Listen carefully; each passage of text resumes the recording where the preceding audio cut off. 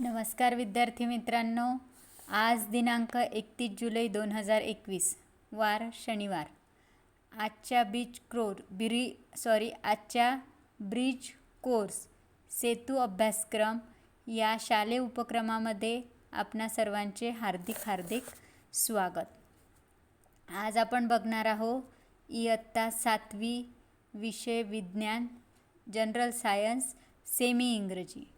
यामध्ये आज तुम्हाला दिलेला आहे आजच्या विज्ञान विषयाच्या ब्रिज कोर्समध्ये सेतू अभ्यासक्रमामध्ये तुम्हाला ॲक्टिव्हिटी शीट नंबर 19 कृतीपत्रिका 19 दिलेली आहे.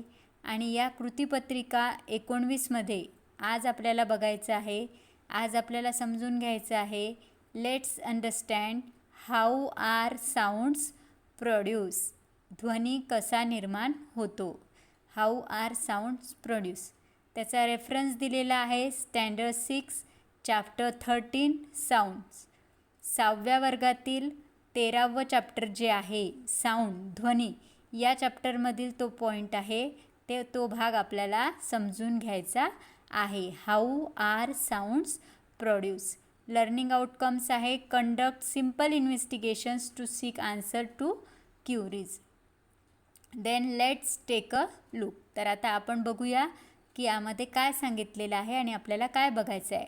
How are sounds produce. Sounds कसा निर्माण होतो, ध्वनी कसा निर्माण होतो. आता तुम्हा सर्वांना साऊंड म्हणजे काय, त्याचा जर शब्दशः अर्थ आपण घेतला तर साऊंड म्हणजे काय.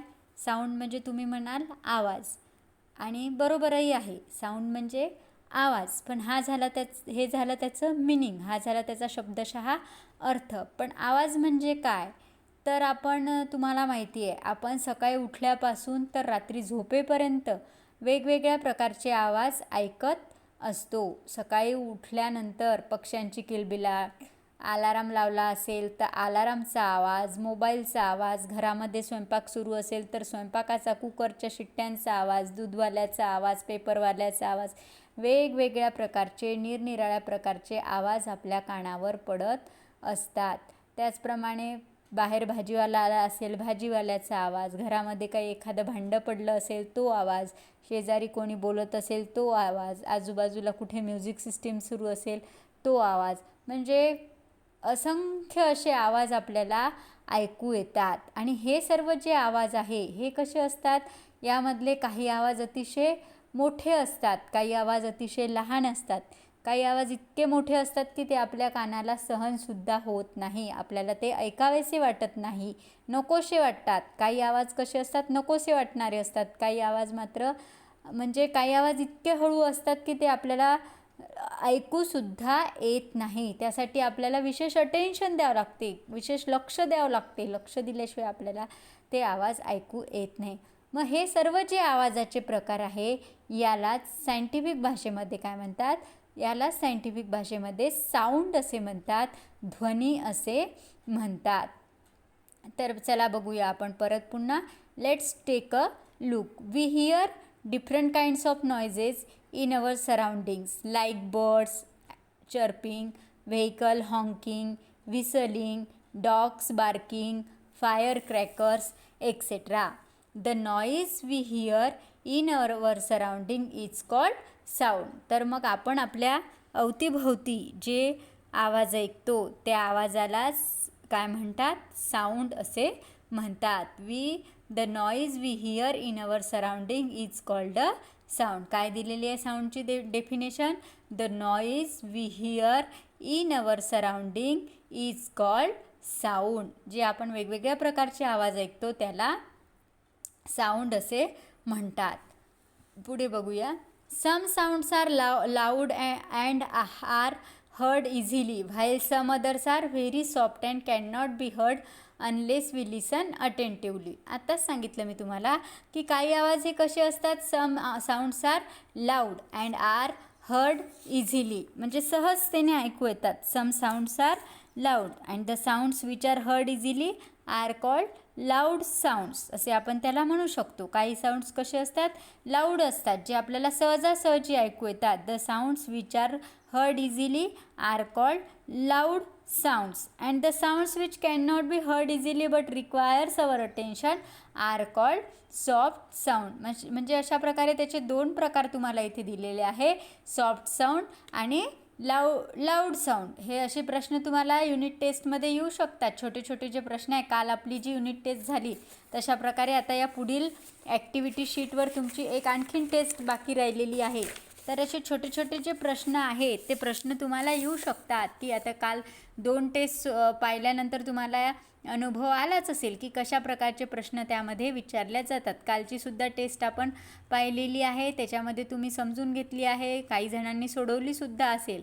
त्यावरून तुमच्या लक्षात आलं असेल की कशा प्रकारचे प्रश्न विचारतात. त्यामुळे इथे आपण जे शिकत आहोत त्या प्रत्येक पॉईंटचा आपल्याला बारकाईने अभ्यास करायचा आहे.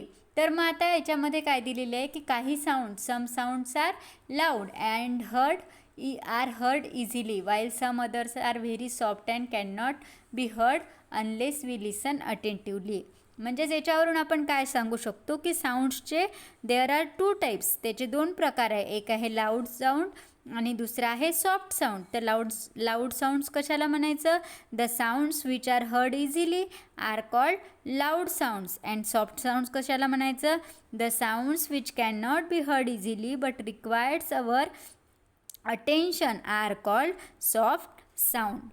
तर मग आता वी लाईक सम, पुढे काय दिलेलं आहे बघा, we like some sounds on the other hand we get annoyed by other sounds. आता याच्यामधले काही जे आवाज आहे ते आवाज काही लाऊड साऊंड्स असतात, काही सॉफ्ट साऊंड्स असतात. मग काही वेळेला लाऊड साऊंड जरी असला तरी तो आपल्याला ऐकावेसा वाटतो. म्हणजे वेगवेगळ्या प्रकारचे, जसं साऊंड ऑफ रेल्वे इंजिन आहे, रेल्वे इंजिनचा आवाज आहे, हॅमरिंग ऑफ नेल आहे, कोणी जर भिंतीमध्ये किंवा कुठे काही खिळा ठोकत असेल त्याचा ठक ठक ठक ठक आवाज येतो. प्लेईंग अ पियानो आहे, पियानोचा आवाज येतो. त्यानंतर नळातून पाणी पडण्याचा टप टप टप टप, नळ सुरू असेल किंवा नळाची पूर्ण धार जर सुरू असेल तर तो वेगळा आवाज येतो.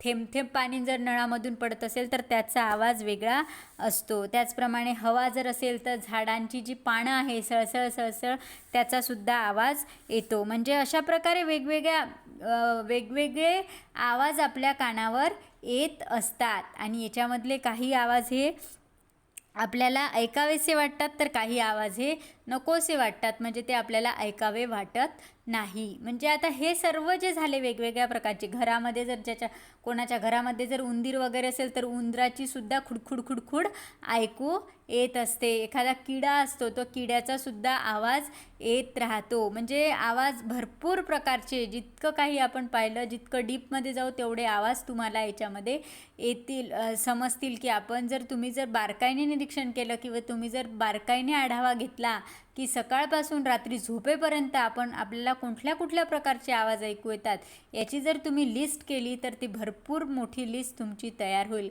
कारण रात्री झोपल्यानंतरसुद्धा, सगळीकडे शांतता असल्यानंतरसुद्धा आपल्याला बाहेरी, आता सध्या पावसाळ्याचे दिवस आहे त्यामुळे बाहेर पाण्यामध्ये कीटकांचा आवाज, बेडकांचा आवाज, त्याचप्रमाणे घरामध्ये घड्याळीची टिक टिक टिक टिक, शांतता असताना, सगळे झोपले असताना, काहीही सुरू नसताना घड्याळीचा सुद्धा आवाज येतो. फॅन चालू असेल तर फॅनचा सुद्धा आवाज येतो. म्हणजे असंख्य आवाज आपल्या कानावर पडत असतात. आणि हे सर्व आवाज जे आहे यालाच आपण सायंटिफिक भाषेमध्ये, वैज्ञानिक भाषेमध्ये आपण ध्वनी असे म्हणतो. तसं आपण ध्वनीची भाषा, साऊंडची जी डेफिनेशन आहे ती आपण मगाशी पाहिली.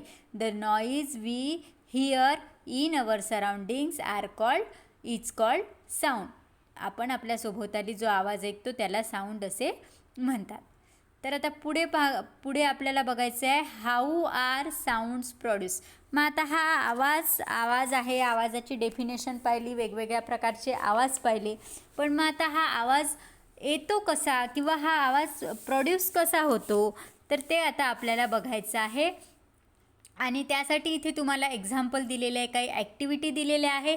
ह्या ॲक्टिव्हिटी तुम्हाला करून बघायच्या आहे.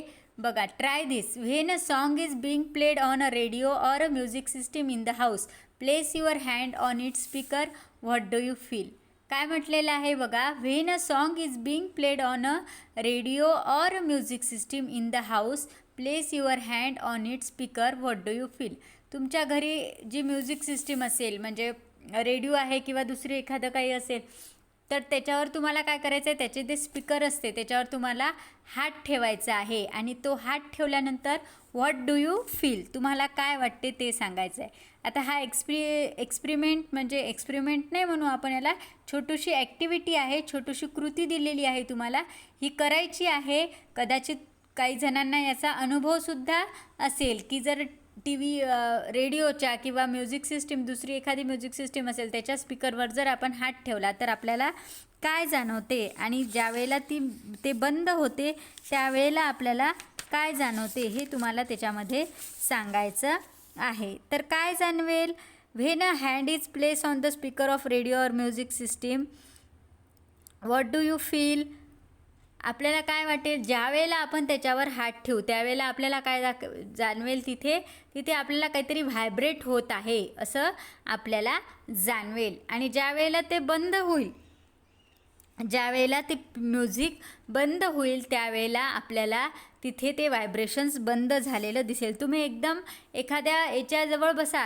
स्पीकरच्या एकदम जवळ बसा, तुम्हाला तुमच्या छातीमध्ये थोडंसं असं धडधड जाणवलं आहे, म्हणजे व्हायब्रेट होत आहे, जणू काही आपलं शरीर व्हायब्रेट होत आहे. जर त्याचा आवाज खूप मोठा असेल आणि तुम्ही जर एकदम स्पीकरच्या जवळ बसले असाल तर तुम्हाला त्याचा स्वतःच्या शरीरामध्ये काहीतरी व्हायब्रेशन घडत आहे असं वाटते तुम्हाला.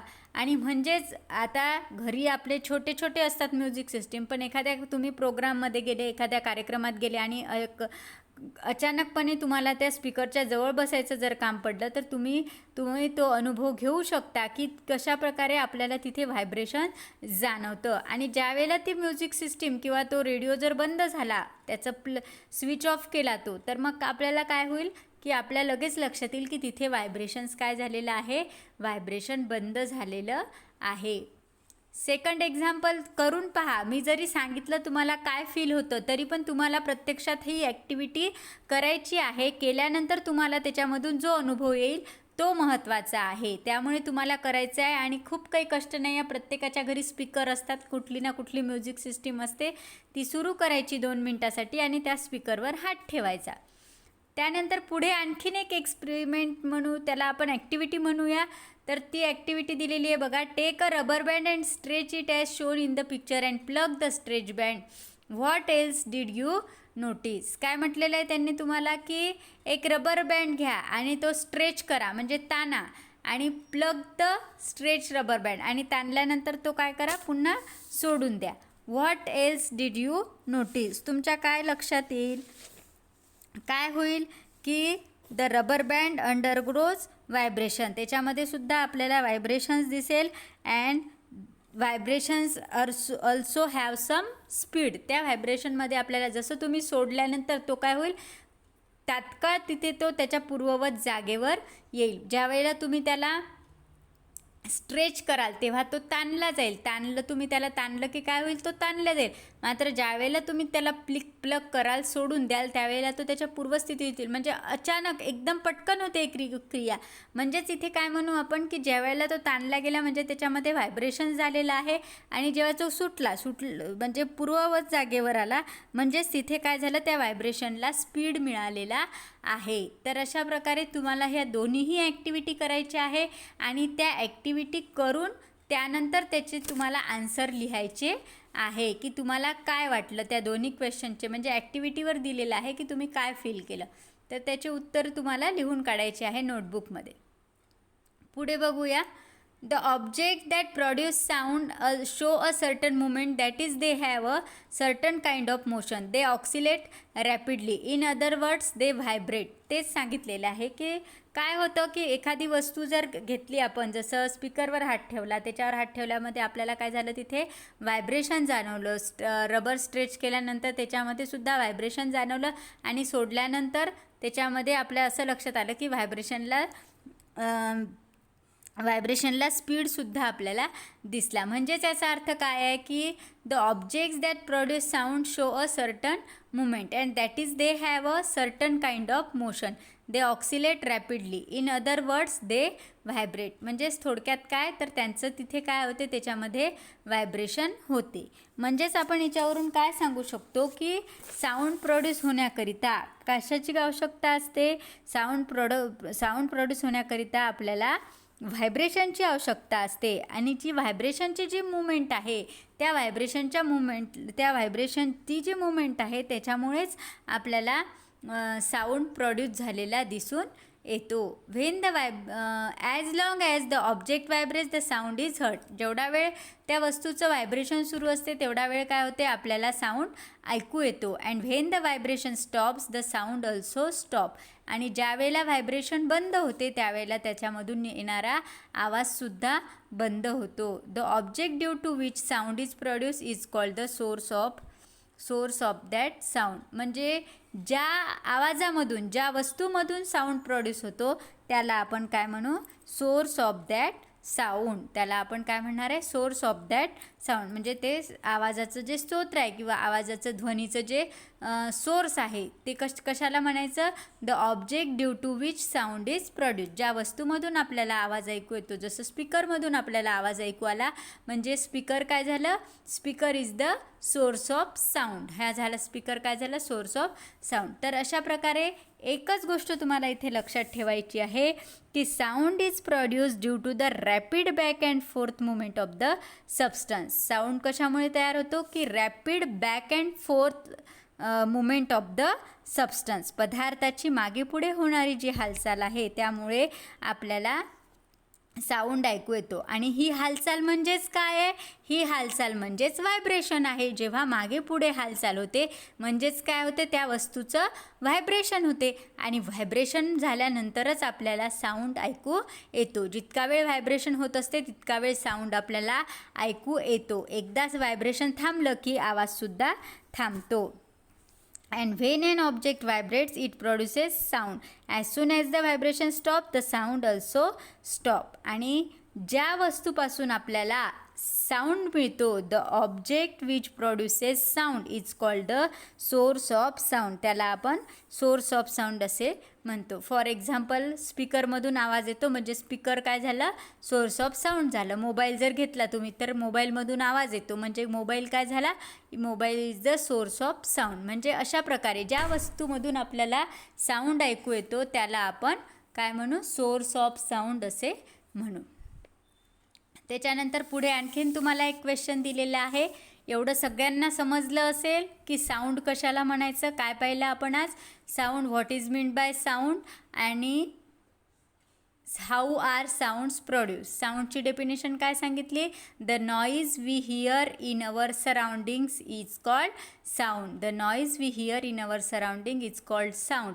साऊंडचे आपण 2 टाईप्स पाहिले, loud noise and soft noise असे 2 प्रकार पाहिले. The sounds which are heard easily are called loud noise and the sound which cannot be heard easily but requires our attention are called soft sound. हे आपण 2 साऊंडचे प्रकार पाहिलेले आहे, loud sound and soft sound.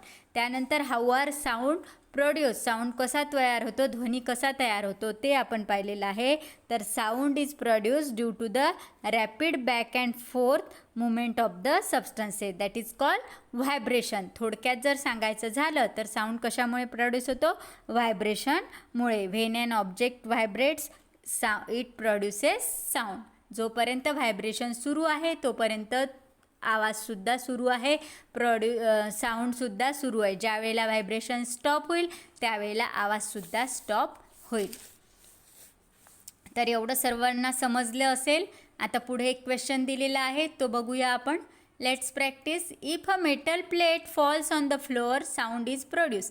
What do we do to stop this sound? What happens when we do it? Do this experiment and write the observation. आता परत इथे सुद्धा तुम्हाला काय करायचं आहे, एक्सपेरिमेंट करायचं आहे आणि त्याचं ऑब्झर्वेशन, त्याच्यामधून तुमच्या काय लक्षात आलं, त्याचं निरीक्षण केल्यानंतर तुम्हाला काय जाणवलं, काय लक्षात आलं ते तुम्हाला त्याच्यामध्ये लिहायचं आहे. तर बघा काय म्हटलेलं आहे की if a metal plate falls on the floor, if a metal plate falls on the floor sound is produced. What do we do to stop this sound? एक मेटल प्लेट म्हणजे ताट जे आहे, ताट जर आपण घेतलं आणि ते ताट घेतल्यानंतर तुम्हाला ते ताट तुम्ही घेतल्यानंतर त्याच्यामध्ये ते ताट खाली जमिनीवर पडलं. जमिनीवर पडल्यानंतर काय होईल की जमिनीवर पडल्यानंतर त्याच्यामधून आवाज येईल, sound is produce. What do we do to stop this sound? What happens when do this experiment? आता ते थांबवायसाठी तो आवाज, what do we do to stop this noise, what is the to stop this sound, तो sound ध्वनी थांबण्याकरिता तुम्ही काय कराल? And what happens when we do it, ते थांबण्यासाठी तुम्हाला काय करावं लागेल? तर काय करावं लागेल, काय होईल सांगा बरं? की when the metal plate falls on the floor, metal plate म्हणजे एखादं ताट जर जमिनीवर पडलं तर काय होईल? मोठा आवाज होईल. There are vibrations produce due to its fall, ते ताट जमिनीवर पडल्यामुळे काय होईल? जमीन आणि ताट यांच्यामध्ये प्रचंड प्रमाणामध्ये व्हायब्रेशन होईल आणि therefore we can hear a loud noise, आणि व्हायब्रेशन झाल्यामुळे काय होईल? आपल्याला मोठा आवाज ऐकू येईल. अँड तो आवाज आता आपल्याला काय करायचं आहे? थांबवायचा आहे. To stop this noise we touch the fallen dish and stop its vibration. तो आवाज थांबवण्याकरिता आपल्याला काय करावं लागेल? ती पडलेली डिश जी आहे ती आपल्याला उचलावी लागेल. म्हणजेच ती डिश आणि खालची जी फ्लोअर आहे, खालची जी जमीन आहे, त्यामधलं जे व्हायब्रेशन आहे ते आपल्याला थांबवावं लागेल. आणि ते व्हायब्रेशन थांबलं की आपोआप त्यामधून निघणारा साऊंडसुद्धा थांबेल. तर हा एक्सपेरिमेंट तुम्हाला करून बघायचा आहे आणि केल्यानंतर त्याचं उत्तर तुमच्या भाषेमध्ये लिहायचं आहे. तसं मी तुम्हाला सांगितलं आहे उत्तर, की when the metal dish falls on the ground there are vibrations produce due to the fall and therefore we can hear a loud sound, and to stop this noise we touch the fallen dish and stop its vibrations, and once the vibration stops the sound also stop. तर आता तुम्हाला तो experiment करायचा. एक ताट घ्यायचं, जमिनीवर पाडायचं, बघायचं काय होते ते, आणि त्याच्यातून, त्या निरीक्षणातून तुम्हाला त्या प्रश्नाचं उत्तर लिहायचं आहे. तर विद्यार्थ्यांनो, आज आपण ॲक्टिव्हिटी शीट नंबर 19मध्ये काय पाहिलं? What is mean by sound, definition of sound, and how are sounds produce, sound कसा प्रोड्यूस होतो. तर तुम्हा सर्वांना हे समजलं असेलच. यावरचे जे छोट्या छोट्या कृती दिलेल्या आहे, छोट्या छोट्या ज्या ॲक्टिव्हिटी दिलेल्या आहे, त्या तुम्हाला घरी करून पाहायचे आहे आणि त्याचे उत्तरं तुमच्या स्वाध्यायाच्या वहीत लिहायचे आहे. तर ठीक आहे, आज आपण इथेच थांबूया. उद्या पुन्हा भेटूया. थँक्यू.